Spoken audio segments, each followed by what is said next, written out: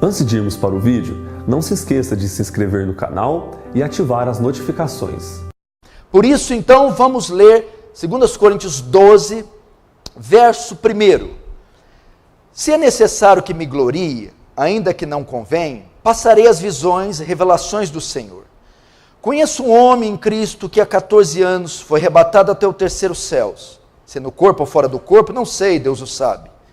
E sei que o tal homem, se no corpo ou fora do corpo, não sei, Deus o sabe, foi arrebatado ao paraíso. E ouviu palavras inefáveis, as quais não é lícito ao homem referir.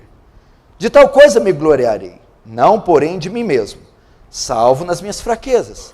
Pois se eu vier gloriar-me, não serei nécio, porque direi a verdade, mas abstenho-me, para que ninguém se preocupe comigo mais do que em mim vê ou de mim ouve. Agora, são os versículos que eu vou abordar especificamente. A pregação se dará do verso 7 em diante. E para que não me ensoberbecesse, ficar soberbo, orgulhoso, com a grandeza das revelações, o fato dele ter ido ao terceiro céu, foi-me posto um espinho na carne, um mensageiro de Satanás, para me esbofetear, a fim de que não me exalte. Por causa disso, 3 vezes pedi ao Senhor que o afastasse de mim, que tirasse o espinho. Então o Senhor me disse: a minha graça te basta, porque o poder se aperfeiçoa na fraqueza. De boa vontade, pois, mais me gloriarei nas fraquezas, para que sobre mim repouse o poder de Cristo. Pelo que sinto prazer nas fraquezas, nas injúrias, nas necessidades, nas perseguições, nas angústias, por amor de Cristo. Porque quando sou fraco, então é que eu sou forte. Deixa aberto aí, não feche. Feche apenas os olhos. Vamos orar mais uma vez.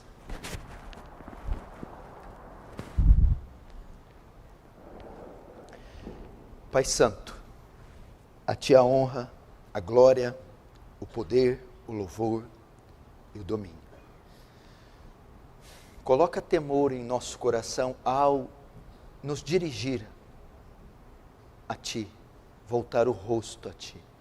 Somos pecadores, Senhor. O Senhor não aceita a aparência do homem. Moisés não se atreveu a olhar para a sarça e teve que tirar sandálias ao pisar em solo sagrado. Os serafins cobrem o rosto porque não ousam te contemplar. Eclesiastes 5, o Senhor ordena à igreja que não se precipite em pronunciar a palavra diante do Senhor, pois o Senhor está nos céus e nós estamos na terra. Deus, cônscios de tamanha glória e graça, cônscios da nossa indignidade para contigo, nós nos curvamos e tememos o seu nome. E humildemente rogamos a sua misericórdia. O Senhor não nos deve nada, não precisa estar aqui, nem precisa de nós para nada. Eu rogo só a incondicionalidade do seu amor, a unilateralidade da sua aliança, das suas promessas, que olhou para esses miseráveis com olhos de misericórdia e quis voluntariamente os ajudar. Ajuda-nos mais essa noite, em tempos desérticos, escassos, inóspitos, em tempos, Deus, de apostasia e corrupção. Acha um lugar de graça aqui. Caminha sobre os candeeiros, Senhor. Sê propício a nós. Despeja da graça gloriosa, abundante, sobre todos nós. De modo que o teu reino avance. Que o Senhor receba a glória para si e nos conforme a imagem do seu Filho. Em nome de Jesus. Amém.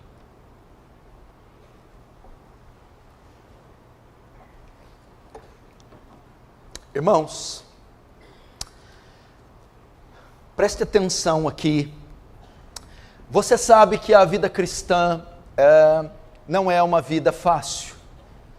Apesar de nos últimos 40, 50, até 70 anos, os novos proponentes da fé cristã, pregadores, pastores, teólogos, profetas, missionários, apóstolos, terem trazido uma nova teologia, uma teologia estranha aos nossos pais, aos grandes homens do passado, uma teologia que promete bênçãos, prosperidade material, cura e alívio do sofrimento.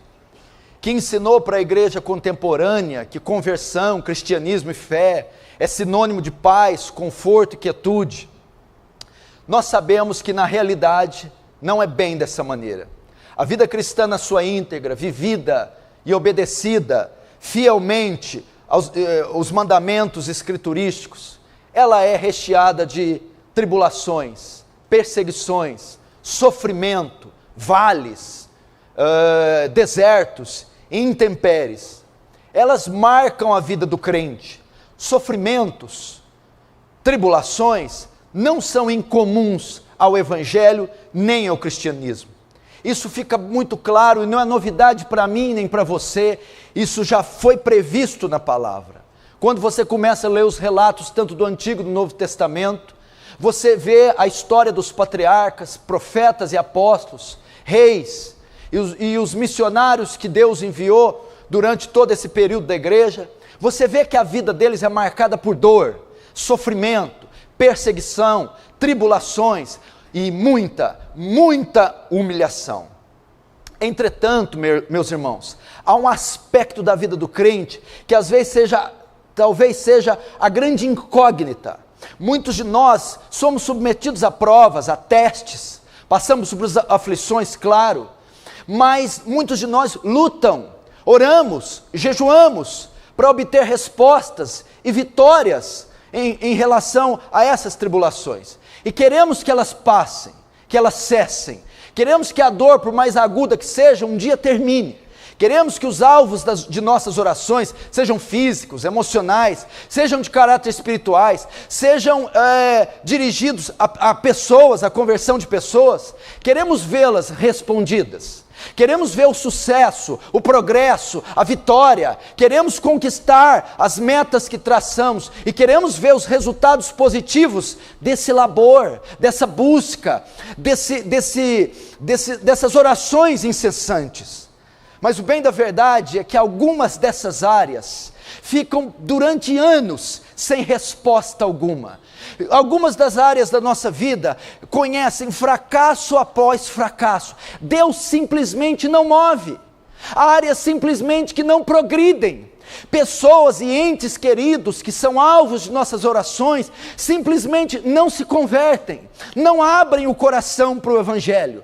E isso depois de muita oração, muito jejum, muitos anos buscando, lutando e sem resposta alguma, traz em nós um profundo desânimo, traz em nós um sentimento de prostração.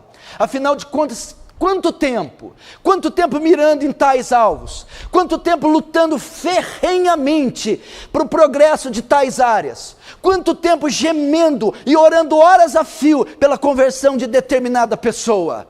E quando isso não ocorre, dado ao longo tempo, nós nos desanimamos, nós baixamos a guarda, nós ficamos abatidos. Talvez esse seja o seu cenário, ou seja, a sua situação. Talvez você é essa pessoa que durante anos nunca deixou de lutar, pedir e buscar por determinadas áreas, mas até hoje não teve um progresso muito inexpressível, ou não teve progresso nenhum, ou não atingiu resposta nenhuma. Por que será que isso acontece? Porque quanto mais lutamos com determinado pecado, mais caímos nele.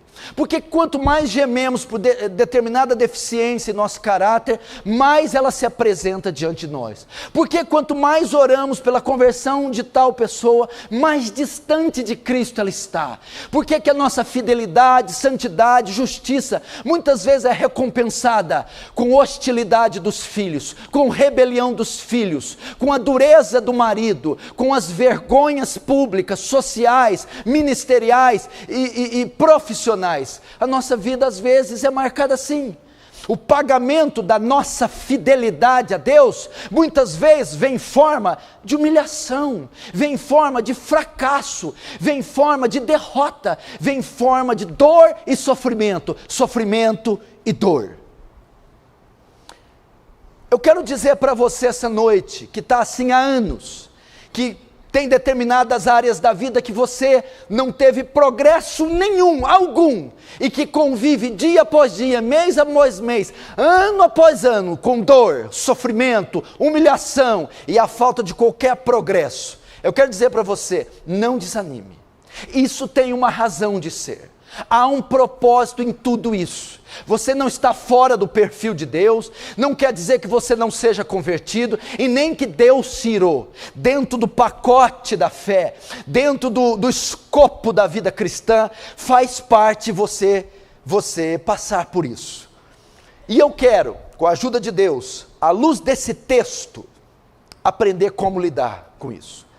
Este texto que nós abrimos como texto base da pregação, tem a resposta.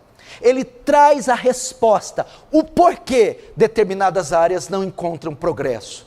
Este texto também ensina como lidar com as adversidades, com o sofrimento e com a humilhação. Qual é o pano de fundo onde o texto foi escrito? Paulo está escrevendo a sua segunda carta aos Coríntios. Esse capítulo 12, ele já vinha fazendo capítulos anteriores a sua defesa. O capítulo 12 consiste em fazer a sua defesa perante a igreja de Corinto. Que defesa é essa? A igreja de Corinto estava sendo atacada por falsos apóstolos. Eles haviam se infiltrado dentro da igreja. E eles estavam querendo propagar doutrinas novas. Para desbancar o apóstolo Paulo e desbancar as doutrinas que Paulo tinha ensinado aos coríntios, eles estavam pondo em dúvida a autenticidade, a genuinidade do ministério de Paulo. Eles estavam dizendo para os coríntios que Paulo não era um apóstolo genuíno, que Paulo não tinha as credenciais para ser um apóstolo verdadeiro. E por que não tinha credenciais? Porque, segundo eles, Paulo não tinha tido experiências profundas com Deus. Paulo não tinha tido experiências transcendentes, místicas, ou não tinha visto prodígios da parte de Deus. Eles sim, esses novos, falsos apóstolos, podiam ser apóstolos, pois tinham experiências. Paulo então, para se defender desses apóstolos, ele vai escrever aqui, em alguns capítulos da segunda carta, a sua defesa. Ele vai dizer: eu sou sim apóstolo, e eu sou um apóstolo verdadeiro, e eu tive experiências com Deus sim. E ele vai, para fazer a sua defesa, para dizer que é apóstolo, ele vai relatar uma das tantas experiências que ele teve. Paulo, desde a sua conversão na estrada de Damasco, teve várias experiências com Deus. E se é experiência com Deus que comprova que alguém é apóstolo, pois bem, eu vou mostrar uma das tantas que eu tive. E Paulo vai mostrar qual experiência ele vai descrever. Ele vai narrar uma experiência que ele teve há 14 anos atrás, 14 anos antes de escrever a epístola. Que experiência foi essa? Paulo foi arrebatado ao terceiro céus. Paulo esteve diante da glória de Deus. Terceiro céu fala de céu das nuvens, céu da atmosfera, céu espacial, as estrelas, e o terceiro céu onde está o trono de Deus. Paulo andou pelos jardins, Paulo andou pelos corredores dos céus, Paulo viu a glória de Deus. A experiência foi tão profunda que ele não sabe dizer se foi em espírito ou se foi com o corpo. Ele não sabe dizer se o espírito saiu do corpo e foi ao céu, ou se foi o corpo junto. Tamanho foi o êxtase que Paulo entrou. Mas o certo é que Paulo teve uma das experiências mais poderosas que um homem pode ter. Ele foi ao terceiro céus e foi vivo, e de lá voltou. E Paulo, ao contar essa experiência, ao fazer a sua defesa, preste atenção, o intuito aqui é fazer a sua defesa contra os falsos apóstolos. A defesa consistia em provar que ele era apóstolo, demonstrando as experiências que ele teve. E ao fazer a defesa, ele vai trazer nessa defesa, ensinamentos riquíssimos a respeito do sofrimento e da humilhação. Ao fazer essa defesa, ele vai nos ensinar por que sofremos, por que o sofrimento não passa, Por que os crentes são tão humilhados? Por que nós somos submetidos a coisas tão ultrajantes, tão vergonhosas? Por que somos pisados, desprezados, caluniados, zombados, moídos, cuspidos? Porque o fato de sermos crentes, fiéis, santos, justos, amarmos a Deus, temos como resposta o desprezo, a humilhação, o sofrimento em todas as áreas. Somos tratados muitas vezes com desprezo e somos rebaixados a níveis baixíssimos. Essa é a mensagem para você. Deus quer que você aprenda, porque a sua fidelidade, sua santidade, o seu zelo, muitas vezes é recompensado com agonia, sofrimento, dor, tribulação, hostilidade, desprezo. E ele vai mostrar isso no verso 7. Se não, vejamos, verso 7. E para que não me ensoberbecesse com a grandeza das revelações, foi-me posto um espinho na carne, a saber, o mensageiro de Satanás, para me esbofetear, a fim de que não me exalte. Presta atenção aqui.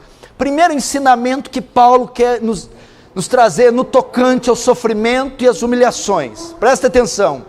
Deus, meu irmão, por sua onisciência, provoca e permite situações difíceis na nossa vida. Deus, por sua onisciência, ou seja, sua sabedoria que transcende a nossa,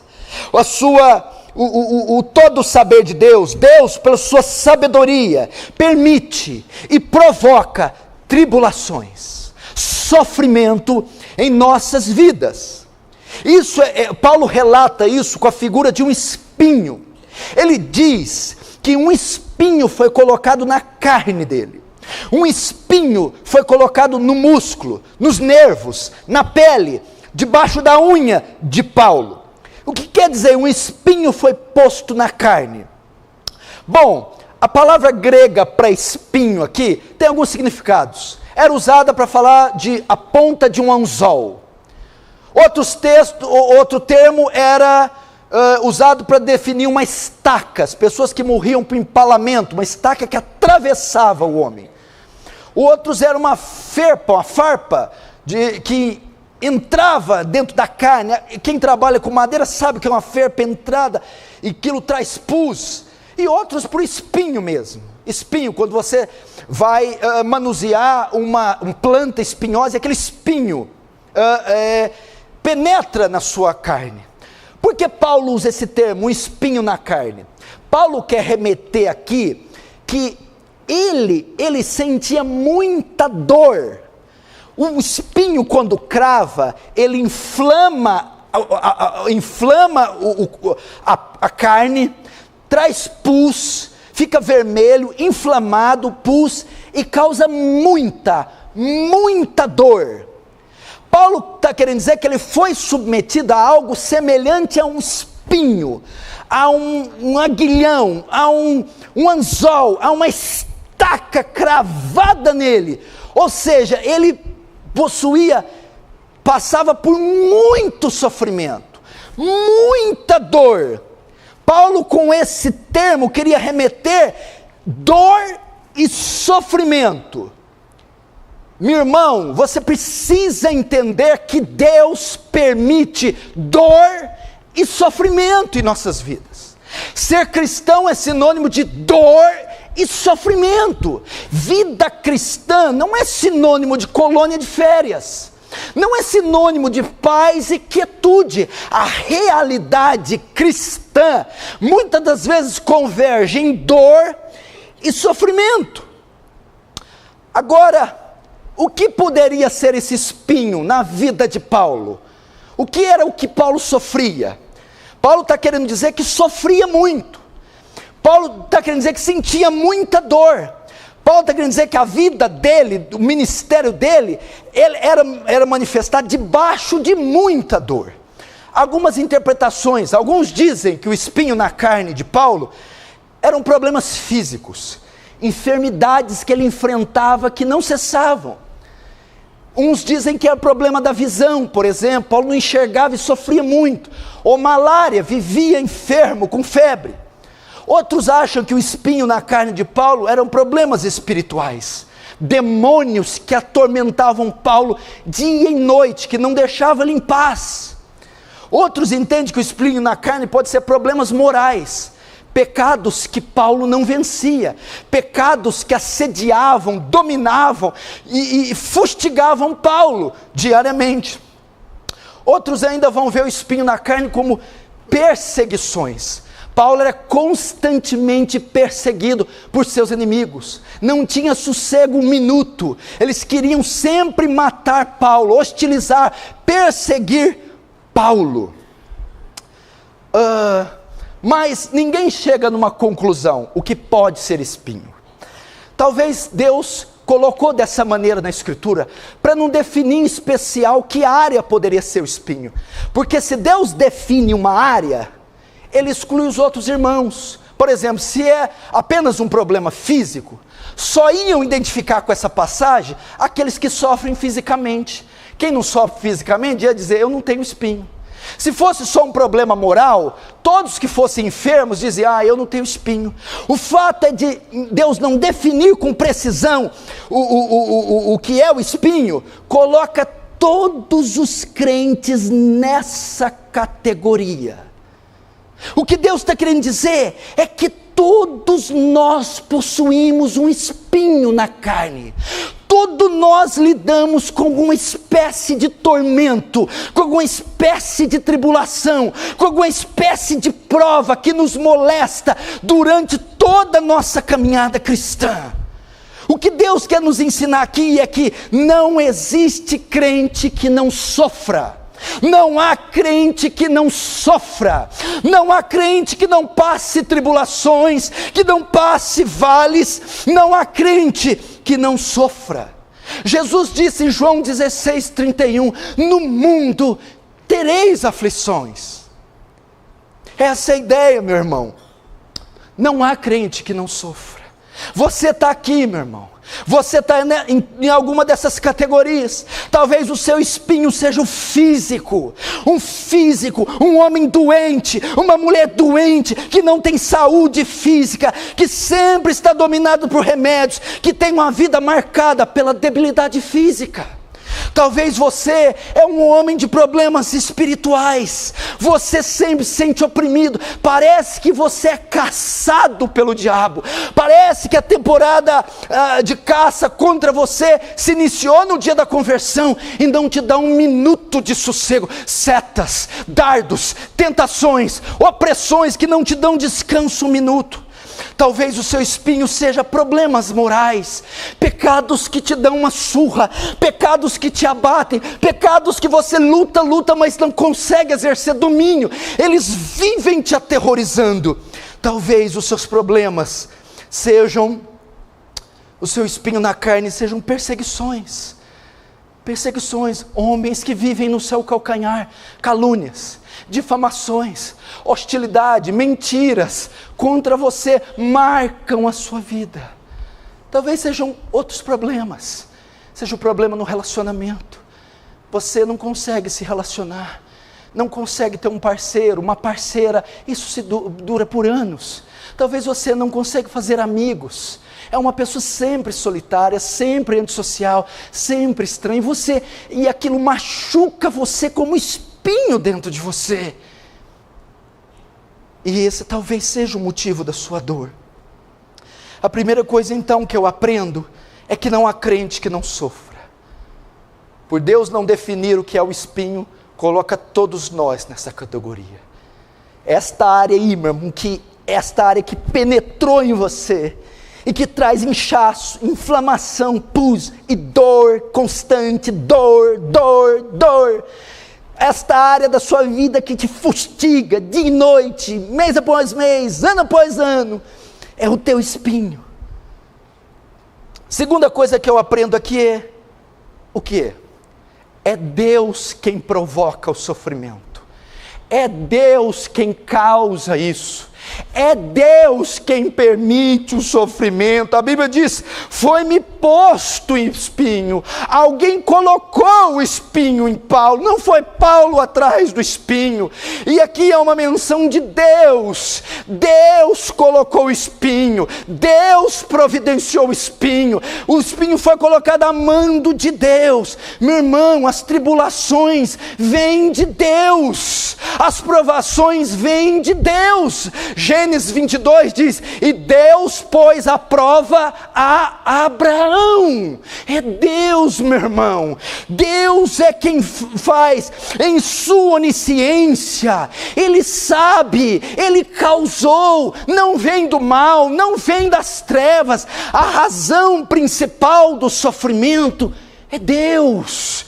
Lembra-se de quando os irmãos de José o vendem para os ismaelitas, e ele vai ser vendido, e vai terminar na casa de Potifar, e vai preso. Anos e anos depois eles o encontram, e eles todos arrependidos começam a chorar. Aí José vai dizer: não, meu irmão, não foi vocês que causaram isso, não foi vocês que me trouxeram, Deus me trouxe aqui, Deus causou tudo isso, Deus me colocou aqui.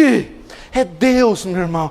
Você precisa entender esse atributo, a soberania de Deus. Nós não cremos no maniqueísmo. O que é o maniqueísmo? Coloca Deus e o diabo no mesmo nível. Eles estão ali numa queda de braço, e Deus quase perdendo, e vira, e o diabo vai. Não, o diabo é uma criatura, ele está na categoria das coisas criadas. Ele é inferior e muito a Deus. Deus decreta, Deus dirige, Deus governa. Deus é que propõe. Foi Deus que colocou isso em Paulo. O Senhor está querendo dizer que esse negócio que me acompanha todos esses anos veio de Deus? Sim, veio de Deus. O Senhor está me dizendo até mais, que não só veio dele, como Ele próprio pode ter colocado? Sim, Ele mesmo colocou. O Senhor está dizendo que essas tragédias, eu não estou nem dizendo aqui das tragédias imprevistas, eu estou falando daquelas que marcam, que acompanham. O Senhor está dizendo que Ele permitiu eu perder aquele ente querido, Ele permitiu aquele acidente que trouxe a sequela que eu carrego até hoje, Ele permitiu a falha aquele dia. É Ele que fecha as portas para eu estar sozinho? Sim, é Deus. É Deus. É Deus que permite. O que mais que eu aprendo aqui? O instrumento que Deus usa para colocar o espinho. Veja só. Verso 7. Para que não me soberbecesse com a grandeza das revelações, foi-me posto o espinho na carne, a saber, um mensageiro de Satanás. Como é que é? Presta atenção. Deus permitiu o espinho, Deus ordenou o espinho, Deus deixou o espinho, mas não foi Deus que colocou.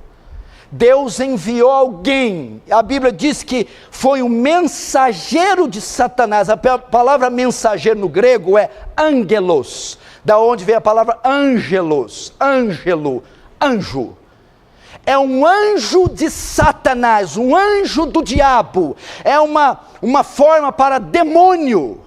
Deus permitiu que o demônio afligisse Paulo, que um anjo caído molestasse Paulo, que um demônio do inferno oprimisse Paulo. É como se Deus pegasse o aguilhão, o ferrão, e desse na mão do diabo e dissesse: vai lá e cutuca, fura, transpassa, atravessa Paulo continuamente. A figura aqui é de Jó. Quando o diabo chega diante de Deus, e Deus dá testemunho de Jó, Deus diz: vai e toca em tudo, só não tira a vida. Deus permitiu o diabo tocar em Jó, Deus permitiu tocar na família de Jó, nas riquezas de Jó, no corpo de Jó, e feriu de uma chaga maligna, dos pés à cabeça. Muitas vezes, um instrumento de Deus para nos fustigar é Satanás, é o diabo. Lutero diz que até o diabo é diabo de Deus. É como um cão numa coleira que fica na mão de Deus e só vai até onde Deus permite, e vai a serviço de Deus. Foi ele que causou. Eu entendo ainda mais a soberania aqui. Se o termo para esse demônio é mensageiro, ele foi enviado da parte de Deus. Esse anjo pegava o espinho e afligia Paulo. Demônios podem tocar em cristãos? Vocês devem ter aprendido muito que não, né? Você deve ter aprendido que você tem o poder, né? Eu tenho a força! Ah, meu filho, não tem não. Não é isso tudo não. Você deve ter aprendido. Demônios tocam em crente? Tocam. Oprimem crente? Oprimem. Molestam crente? Molestam. Tentam crente? Tentam crente. Seduzem? Seduzem. Afetam? Afetam. Com a permissão de Deus. Com as ordens de Deus. Para cumprir os propósitos de Deus. Outra coisa que eu aprendo aqui, preste atenção. Então o demônio era a causa do sofrimento e da dor de Paulo. E era como mensageiro do diabo, mas a serviço de Deus. Só que o espinho não causava só dor em Paulo. O espinho não causava só sofrimento. O espinho também causava humilhação em Paulo. Veja novamente no verso 7. A saber, o mensageiro de Satanás, para me esbofetear. Então veja só. O espinho trazido pelo diabo não só afligia, trazia dor, sofrimento, agonia em Paulo, mas também humilhava Paulo. A Bíblia diz que esse demônio esbofeteava Paulo. O termo para esbofetear aqui, bofete, não é que espancava, dava soco em Paulo. Era o tapa com as costas da mão. É o tapa só para humilhar. É os mesmos tapas que Jesus recebeu no pátio do sumo sacerdote Caifás, quando estava sendo julgado para ser morto. É o mesmo tapa que Paulo levou diante do sumo sacerdote Ananias, um tapa na boca, o tapa de desprezo, o tapa com as costas da mão. O objetivo não é causar dor, não é machucar, é rebaixar, é denegrir, é submeter à humilhação, à vexação. Meus irmãos, muitas das vezes, este sofrimento, essa situação que você passa, te humilha muito. Esse espinho que foi colocado, essa área que você não consegue progresso algum, humilha muito você, deixa você corado de vergonha, possui aquela deficiência. Chegar na igreja com o marido daqueles, ter uma esposa rixosa, se deparar com aquele pecado todo dia no espelho, aquilo te envergonha, te humilha. E o propósito do espinho não era só causar dor, era dor e humilhação. Eu posso dizer que essa situação tem batido na sua cara, com as costas da mão, tem humilhado você. Como é ruim. Talvez pior que a dor para alguns, pior que o sofrimento, pior que a perda, seja o estado de humilhação que nós somos submetidos. Talvez o seu espinho na carne é semelhante à área financeira e profissional, que durante meses e anos nunca consegue se estabilizar e deixa você profundamente envergonhado, profundamente humilhado, passando necessidade, tendo que pedir emprestado, tendo que faltar de cultos, de reuniões da escola e ter que dar desculpas esfarrapadas, dada a vergonha que você sente. Talvez é aquele dia que você está tranquilo, crente em Jesus, fiel, e está ali sem querer, cai naquele pecado nojento, horroroso, e você fica com muita vergonha, e não consegue sequer levantar o rosto ao céu, tocar no santo livro, consegue orar a Deus, tamanha vergonha. Talvez o marido que você é, falta liderança, falta autoridade, falta provisão, falta proteção, falta ensino, e você fica muito envergonhado. Então essa situação não só causa dor, mas te humilha. Você já passou da idade, está solteiro, está solteira, e você fica muito envergonhado quando falam de casamento, quando está nas reuniões com os casais, isso te deixa muito constrangido. Você não ter amigos e fala, eu não consigo entender porque eu não consigo me socializar, e eu me tornei, parece que uma pessoa estranha. Isso te humilha muito, meu irmão. O que acontece aqui é que para alguns, talvez o espinho seja apenas no campo do sofrimento. Sofrimento, angústia, pânico, pavor, dor, tribulação. Talvez outros, o espinho seja só no campo moral. Não é sofrimento o meu problema. O meu problema é vergonha, é humilhação.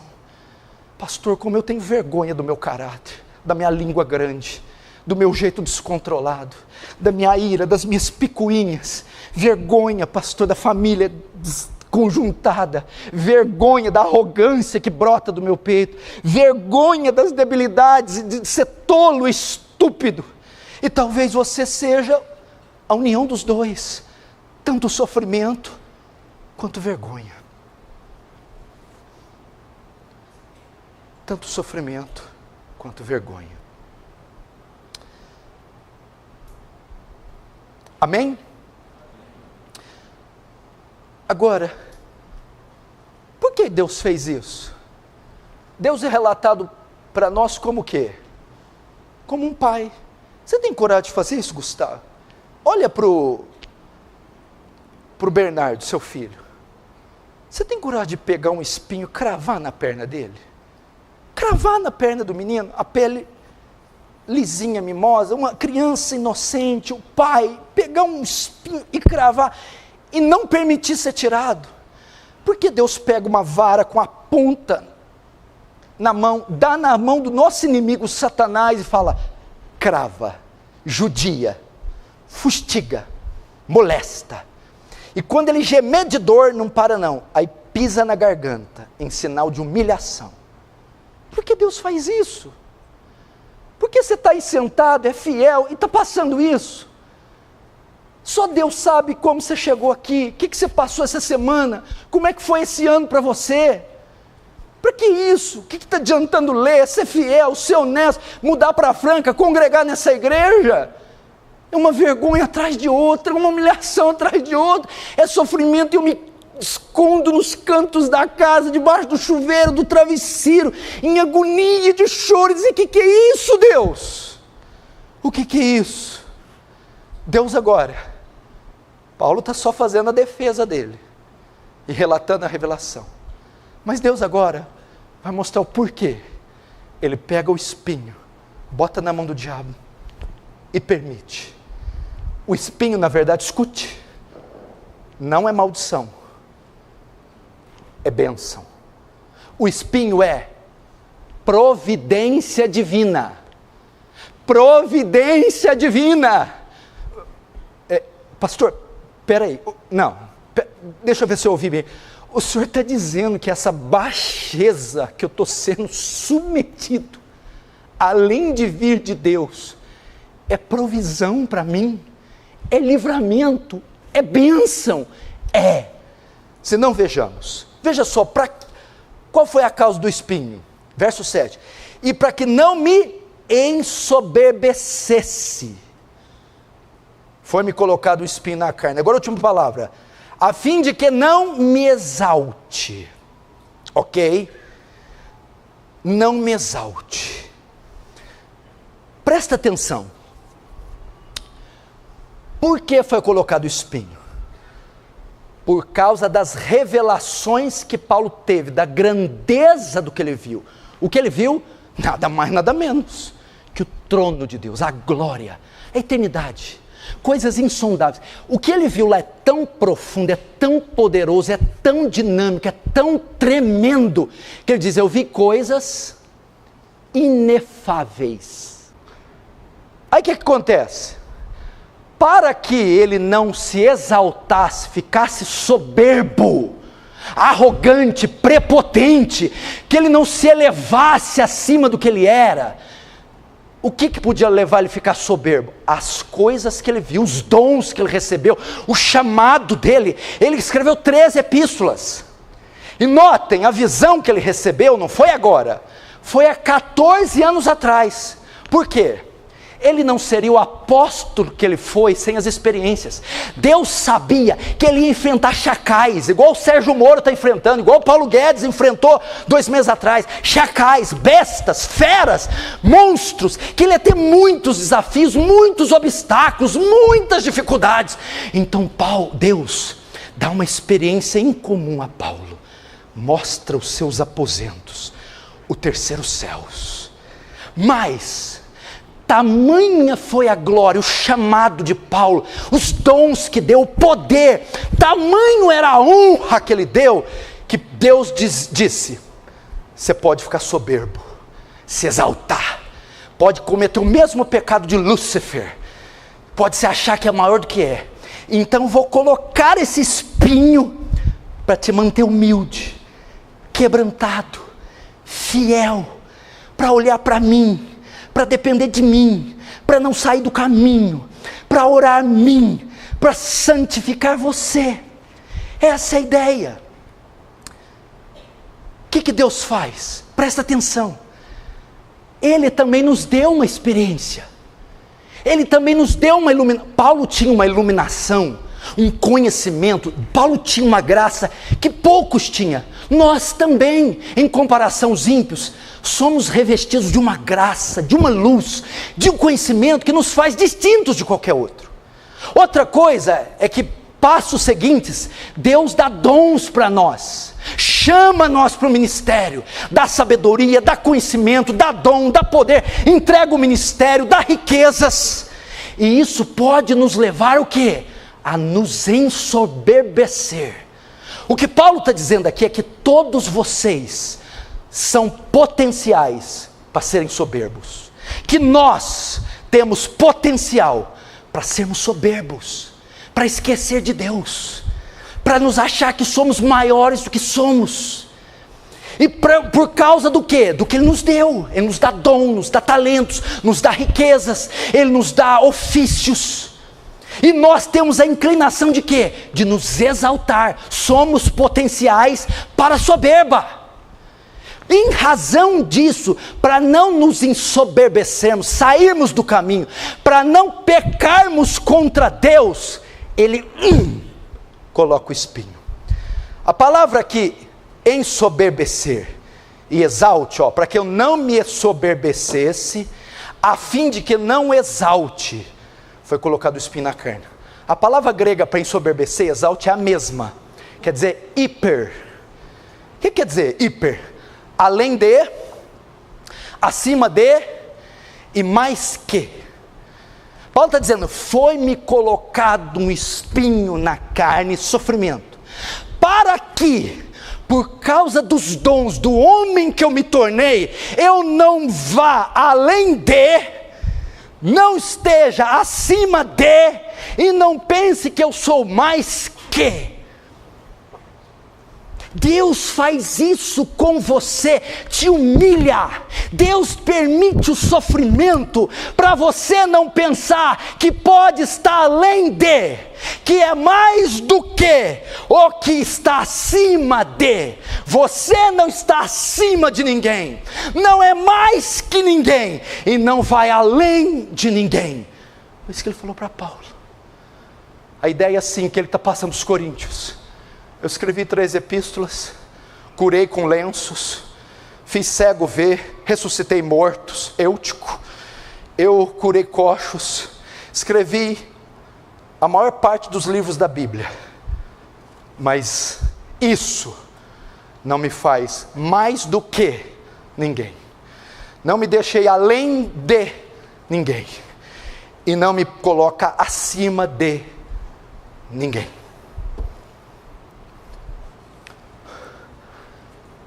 O espinho é providência para baixar tua bola, a minha, para botar nossos pés no chão, para dizer: tu és pó e pro pó retornará. O espinho era, as revelações e a posição de Paulo foi colocado, que Paulo foi colocado, poderia prejudicá-lo, e poderia levá-lo a pecar contra Deus. E qual pecado? A soberba, o pior deles. Veja a gravidade desse pecado, presta atenção. O espinho foi colocado para privar ele da soberba. Esse espinho está em nós para nos privar do pecado pai, do pecado capital, pecado principal, pecado original, pecado que cometeu Satanás no céu, Adão na terra. É o pecado de onde se origina todos os pecados, o pecado mais grave, mais mortal, e o que Deus mais abomina. Veja, se não é esse espinho, o tipo de pecado que podemos cometer. Foi por orgulho que Satanás se rebelou contra Deus, o primeiro pecado nos céus. O orgulho motivou os anjos a pecarem contra Deus, a rebelião nos céus. O orgulho foi a causa da queda de Adão. Vocês serão como deuses. E a raça humana toda caiu. O orgulho corrói por dentro, o orgulho é como um câncer, ele mata. Provérbios 16:18, a soberba precede a ruína, e a altivez de espírito a queda. O espinho é a providência de Deus, para não incorrermos no pior pecado que existe. Quantos estão entendendo, diz amém. O espinho vinha da parte de Deus para manter Paulo humilde, para santificar Paulo, para tornar Paulo dependente de Deus, para manter sua fé ativa. Irmão, vê pela história. Você acha que é você? Quantos não tiveram espinho na carne? Veja o rei Davi, quando Deus o chama e Samuel unge rei. Saul começa uma perseguição implacável, que dura mais de uma década, e Saul o tempo todo no calcanhar. Davi não tinha sossego. A maioria dos salmos que Davi escreve é debaixo do aguilhão da perseguição. Morto Saul, Deus não satisfaz, ele muda só o aguilhão, vai seus filhos. A casa de Davi é uma bagunça. A casa de Davi se torna uma bagunça. Aminon, filho de Davi, se apaixona pela irmã, a filha de Davi, Tamar, e a estupra, a violenta, a molesta. A menina é escorraçada para fora do quarto dele, e vai buscar socorro no outro irmão dela, Absalão. Absalão, tomado de ódio, sai para caçar e chama Aminon, e mata o próprio irmão. E Absalão, revoltado com Davi, começa a perseguir o próprio pai, e Joabe mata Absalão. Olha a casa de Davi, um estupro, incesto, bebida. Aminon é bêbado antes de morrer. Depois vem Adonias, que quer assumir o trono e tirar de Salomão, e Salomão com ódio manda matar Adonias. A casa de Davi foi uma bagunça. O espinho, Davi tinha que conviver com esses infortúnios diariamente. Abraão saiu de Ur dos Caldeus e foi um peregrino, e nunca se estabeleceu na terra definitiva, para herdar essa terra só nos céus. Foi esse, meu irmão, o aguilhão de Abraão. Vai estudar o Charles Haddon Spurgeon, o príncipe dos pregadores, sofria com a doença terrível, gota. E ele sofria, ele não era curado disso, dá problema nas juntas, dá uma dor e uma infecção insuportável. Sofria também de depressão, tinha tanta depressão que às vezes ficava dias, semanas no seu quarto e não saía. Hudson Taylor foi fazer missões no interior da China, teve problemas de enfermidade, a enfermidade leva um dos filhos, leva outro filho, leva a mulher, o homem sozinho, sem dinheiro, sem recurso, e perdeu metade da sua família. Vai ver a história de David Wilkerson, um histórico de câncer na família, filhos, netos, parentes cheios de câncer. Esse homem dia e noite em hospitais rogando pela cura, e nenhum deles foi curado. Os espinhos acompanham os homens de Deus. Pode estudar outros. John Wesley com seu casamento, as perseguições que sofriam. Pode estudar os apóstolos, todos eles foram perseguidos, martirizados, maltratados, todos eles. Quando você lê o diário de David Brenner, como pode um missionário daquele porte, tempo todo debilitado, tempo todo enfermo, tempo todo de cama, morreu com 49 quilos, cuspindo pedaços do seu rim, do seu pulmão, com tuberculose?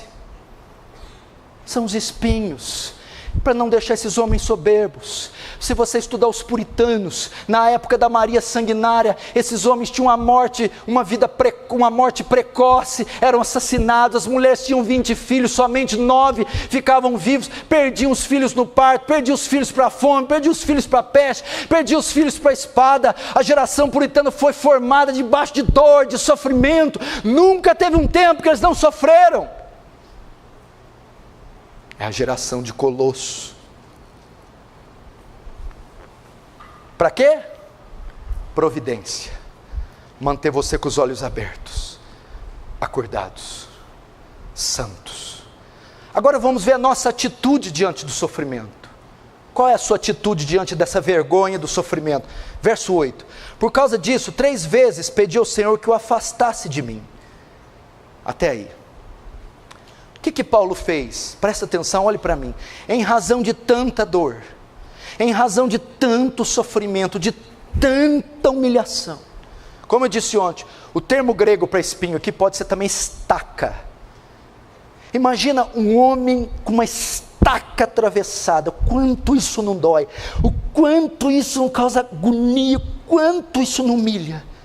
Esse homem de tanta dor que sentia, o que ele fez? Fez o que qualquer um de nós faria, orou pedindo a Deus, tira essa estaca, remove essa farpa de dentro de mim, tira essa dor, eu não aguento mais, está doendo demais. Já fazia 14 anos que ele estava com ela, 14 anos atravessado por uma perseguição, por uma humilhação, e ele ora. Paulo queria o alívio da dor, o alívio do sofrimento, ele queria que cessasse a humilhação. O que você faz diante disso? Você ora, depois de tanta dor, de tanta vergonha, você ora: Deus, converte o meu marido, Deus, traz os meus filhos para Cristo, Deus, abre uma porta para eu pagar essas dívidas, Deus, me dá vitória sobre esse pecado, Deus, prepara uma pessoa para mim, Deus, vence essas debilidades, Deus. Você ora sobre as deficiências físicas, vitória para o pecado. O que nós aprendemos nesse texto, nessa parte? Primeiro, devemos orar. Você tem o espinho, passa pelo que está passando, é bíblico orar, pode orar, apresente a Deus, comunica a Deus esse espinho, essa vergonha. Segundo, o que aprendemos aqui? Nem sempre Deus responde da primeira vez. A Bíblia diz que Paulo orou 3 vezes, foi igual Jesus no Getsêmani: Pai, se for possível, passa de mim esse cálice. E orou 3 vezes. Nem sempre Deus responde da primeira vez, nem sempre é de imediato e é como nós queremos. E terceiro, que eu aprendo aqui, muitas vezes Deus não vai responder, Deus não vai remover o espinho. Não são todas as orações que são respondidas, não são. E assim como Jesus, Paulo orou 3 vezes. Jesus orou: Pai, se for possível, passa de mim o espinho, passa de mim o sofrimento, passa de mim esse cálice. O que Deus fez? O Pai não atendeu o Filho. Jesus não teve a oração respondida. O que Deus fez com Paulo depois de orar 3 vezes? Senhor, tira o espinho, me dá livramento disso. A Bíblia diz que Deus não ouviu Paulo, não retirou a vergonha, o aguilhão, o sofrimento, não respondeu a Paulo. Irmãos, tem alguns de vocês alguns de nós, existem algumas áreas da nossa vida, da minha, da sua, que estão fadadas a terem problemas para o resto da nossa vida.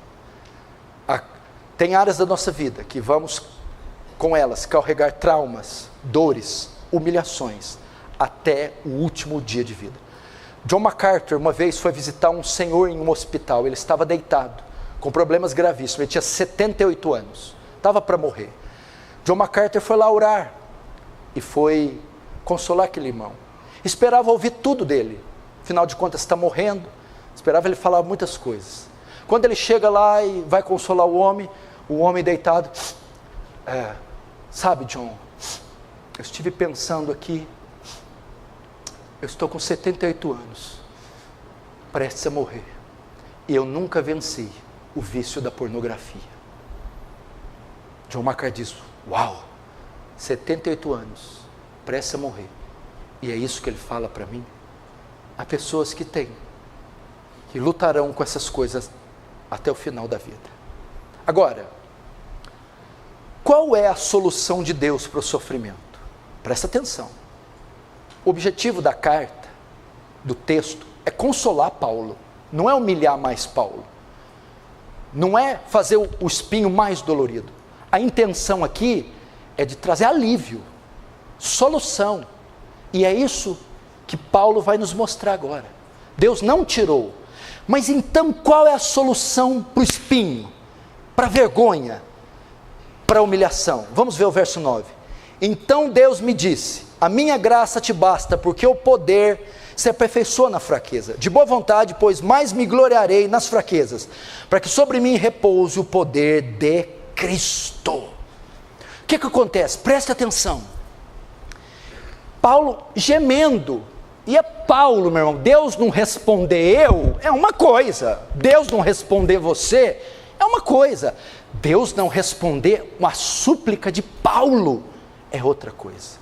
Deus não tirou, mas qual a solução Deus deu para Paulo? Sabe o que Deus fez? Tanto de um jeito como de outro, Ele vai nos ajudar.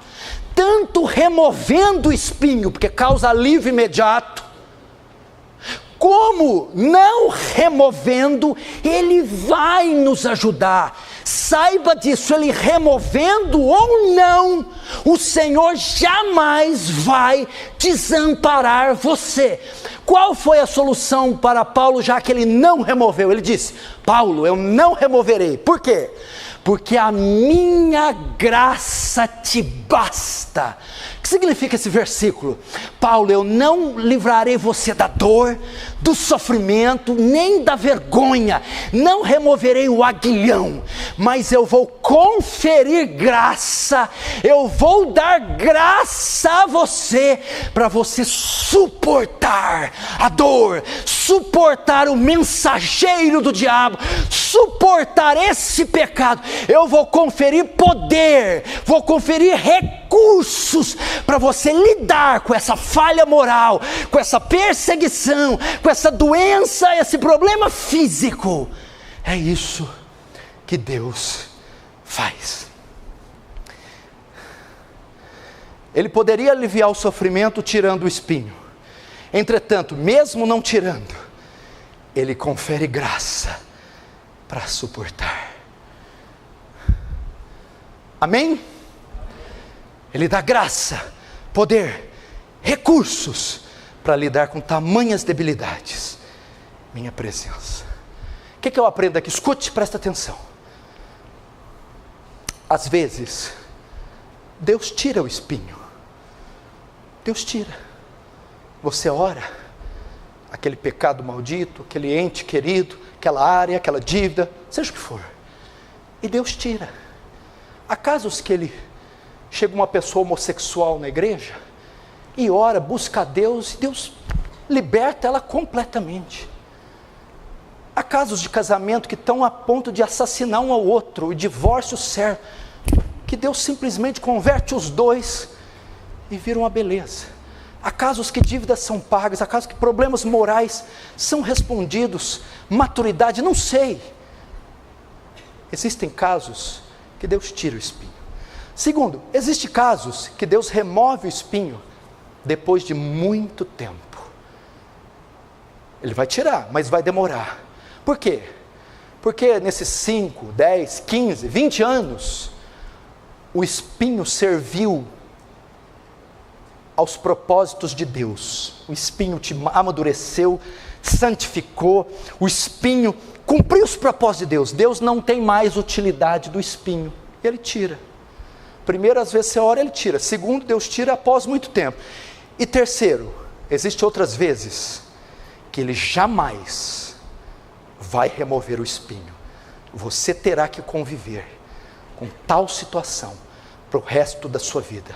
Entretanto, todavia, em todos estes casos, seja qual for o seu, em todos e quaisquer casos, Ele irá conferir graça a você. Não importa a extensão do espinho, a profundidade, a dor, Ele estará com você, dando força, ânimo, coragem, para você não sucumbir. Ele vai conferir graça. Ainda que eu passasse pelo vale da sombra e da morte, não temerei mal algum, porque tu está comigo, tua vara e o teu cajado me consolam. Ele atravessa com você.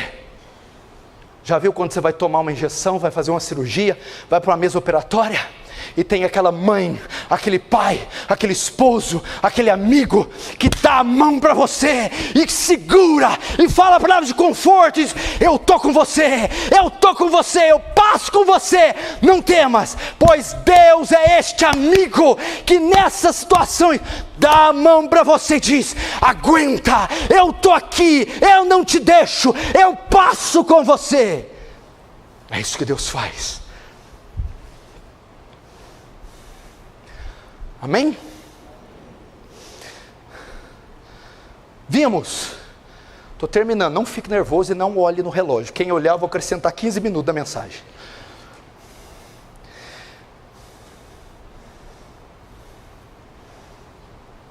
Nós vimos porque Deus não tira o espinho. Nós vimos qual é a solução para o espinho. Agora vamos ver a razão do espinho. Porque afinal de contas ele foi colocado lá. Não daria para viver uma vida boa sem espinho? Né? A razão do espinho. Veja só o verso 9. Então me disse: a minha graça te basta, porque o meu poder se aperfeiçoa na fraqueza. De novo, 9. Então disse: a graça me basta, porque o meu poder se aperfeiçoa no espinho, na vergonha, no tapa com as costas da mão, na debilidade moral, na perseguição física, na enfermidade. Aqui está a causa do espinho. O que quer dizer assim, ó? Deus, escute, através disso que você está passando, o poder dele se aperfeiçoa na fraqueza. O que é isso? Poder é graça, dom, santidade, crescimento espiritual. Fraqueza é o espinho, humilhação é vergonha. Jesus está dizendo que o desenvolvimento espiritual do crente se dá com mais força na tribulação. Crente que tem fogo nos olhos, é na dor que ele é forjado. Meu poder se aperfeiçoa aí onde você está. É isso que ele está dizendo. Nessa situação terrível, precária, está havendo um desenvolvimento espiritual tremendo. É por essa razão. Homens sem espinhos são homens fracos espiritualmente, débeis espiritualmente. É isso que ele está dizendo. Salmo 119, 71 fala isso com a categoria, olha só, escute. Foi-me bom ter sido afligido, para que aprendesse os teus caminhos. Pode trocar. foi-me bom receber teus espinhos, para que elevasse o meu entendimento, para que estimulasse a minha fé. O poder de Deus se aperfeiçoa aí, pegando a sua cara, esfregando, caindo, fraquejando. É por essa razão. O que ele pode estar querendo dizer aqui? Meu poder se revela nos fracos, através dos fracos. 1 Coríntios 1, 27, 29. Mas Deus escolheu as coisas loucas desse mundo, para confundir as sábias. Deus escolheu, veja, Deus escolhe as coisas fracas desse mundo, para confundir as fortes. E Deus escolheu as coisas vis desse mundo, as desprezíveis, as que não são, para aniquilar as que são, para que nenhuma carne se glorie perante Ele. Tem mais. Vamos dar agora alguns detalhes desse desenvolvimento espiritual. Paulo vai dar alguns detalhes. O que quer dizer isso? O poder se aperfeiçoa na fraqueza. O Senhor interpretou como desenvolvimento espiritual. Vamos um pouquinho adiante. O verso 9 fala uma coisa interessante. Então ele me disse: minha graça te basta, porque o poder de Deus se aperfeiçoa na fraqueza. De boa vontade, pois, me gloriarei nas fraquezas, para que sobre mim repouse o poder de Cristo. Para que sobre mim repouse o poder de Cristo. Quando é que o poder repousa, paira, fica em cima, entra? O poder de Cristo repousa, enche um crente, quando ele está na tribulação. O espinho faz com que o poder de Cristo repouse. Essa palavra repouse, vamos entendê-la. Essa palavra repouse, o original grego quer dizer morar, habitar em tenda. Essa palavra é repetida, sabe onde? Em João capítulo 1, verso 14. João 1 diz assim: no princípio era o verbo, está falando de Jesus, e o verbo estava com Deus, e o verbo era Deus. Todas as coisas foram feitas por Ele, e sem Ele nada do que foi feito teria sido feito. Agora verso 14. E o verbo se fez carne, está falando que Jesus se fez homem, a encarnação de Jesus. O verbo se fez carne e habitou entre nós, e vimos a sua glória como glória do unigênito do Pai, cheio de graça e de verdade. O termo que João usa ali para Jesus, e habitou entre nós, é emprestado do Antigo Testamento, é a mesma palavra para o tabernáculo. O que é o tabernáculo? É uma tenda onde repousava a nuvem de Deus, a fumaça, a Shekinah, a glória de Deus pairava sobre a tenda móvel, tabernáculo. No Novo Testamento, essa tenda se tornou Jesus. Quando Jesus se faz carne, uma nova tenda é armada em forma humana, e vimos a sua glória, a glória de Deus pousou sobre Jesus. João está usando o mesmo termo e está dizendo que a fraqueza, o espinho, a dor, fazem com que a fumaça que cobriu o tabernáculo, a glória que repousava sobre Jesus, repouse agora sobre você. É só isso. Só isso. Para que sobre mim repouse o poder de Cristo. É a ideia de 1 Pedro 4,12. Amados, não estranheis a ardente prova que vem para vos provar, como se coisas estranhas acontecessem. Espinho, mas sobretudo vos alegrei e vos regozijei por seres participantes das mesmas aflições de Cristo.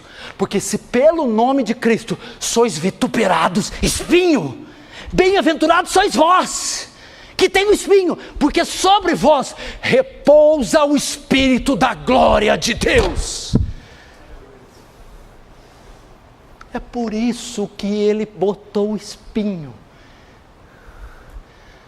para que aquele fogo, aquela fumaça pousasse, entrasse, invadisse, consumisse você. Se tem uma coisa que a igreja moderna está precisando, é de poder, é do fogo divino, é de unção divina, é que essa glória repouse sobre ela.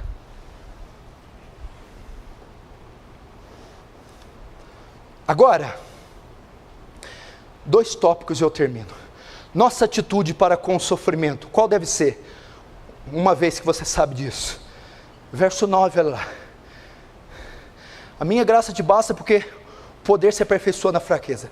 De boa vontade, pois, mais me gloriarei nas fraquezas, para que sobre mim repouse o poder de Cristo. Paulo sabe o que ele vai dizer? Escute aqui, olhe para cá. Por saber que na fraqueza a glória de Deus repousa sobre ele, então vem a consequência inevitável. De boa vontade, me gloriarei nas fraquezas. Paulo está querendo dizer assim, ó. Depois de entender o plano de Deus, depois de entender o plano de Deus, de compreender